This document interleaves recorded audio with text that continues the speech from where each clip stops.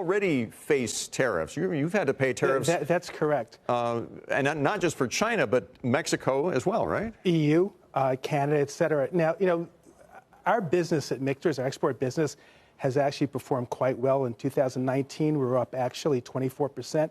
However, if you take a look at the industry statistics, they're a little bit different. Again, I'm not an expert on wine tariffs and stuff, but when it comes to American whiskey, the tariffs started to come in the middle of 2018 in June. And the first half of 2018, before the tariffs, American whiskey was growing abroad at 28%.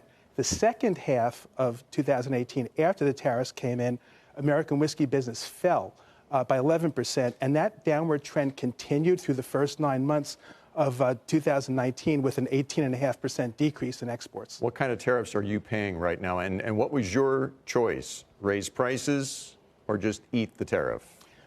It was a combination.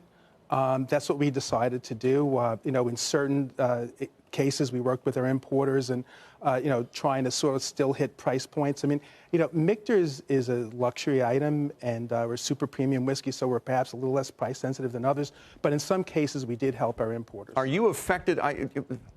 As the CNBC staff will tell you, I may have tasted a Manhattan or two in my time. Okay, maybe just last night. More craft distilleries are popping up, like they did in the beer industry for a long time. There's a lot of competition out there now. Yeah, there's a lot of competition. But I actually think it's great for consumers. I think it's great for the industry. There was a Times article recently that pointed out that over the past 2 years, there were 400 new distilleries in the United States. Yeah. And I think that's great. That's crazy. Yeah, I mean, one of the things... Are we going to drink that much? It remains to be seen. The American whiskey business is still growing, despite everything. And I also think there's also a reason for optimism on the trade front, too.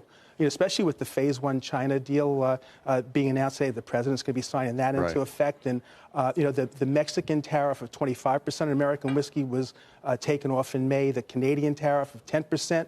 On American whiskey was taken off in May, so I think there's reason to be optimistic as well. All right, we got a minute left. I don't want to give short shrift to this, but tell me about the big batch that you're selling right now. Well, is any of it available still? There's some available.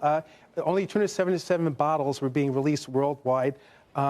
It's being offered at Little Nell and Aspen for $10,000 a bottle. Or $10,000 a bottle. Or if you want a shot, you can come to New York and go to Nomad Bar or go to the Park Hyatt and try for $1,700 a bottle. Now, all that being said, we put the same care and effort into making our $50 a bottle U.S. ones as we do in Celebration, but this is a quite special whiskey from 6 extraordinary barrels put together in a great blend. I was going to say, if I had to host another show today, I probably would pass on this, but this is from the $10,000 bottle. This is from that batch there. That is correct. 115 proof. 115.6 proof, just to make sure you feel something. Am I allowed to drink this on camera, or do I have to hide myself here? Let's see what this is all about. Well, it's New Year's somewhere in the world, so. A real cascade of flavors. Very rich, but a lot of different flavors. A lot of complexity from the different whiskeys. You're so kind. The flavor is really good there. You're very kind. It doesn't taste like 115.6 proof either. No, it does not. But we'll have the rest of that a little bit later. Joe Magliocco, the president of Michter's Distillery. Thanks for joining us today.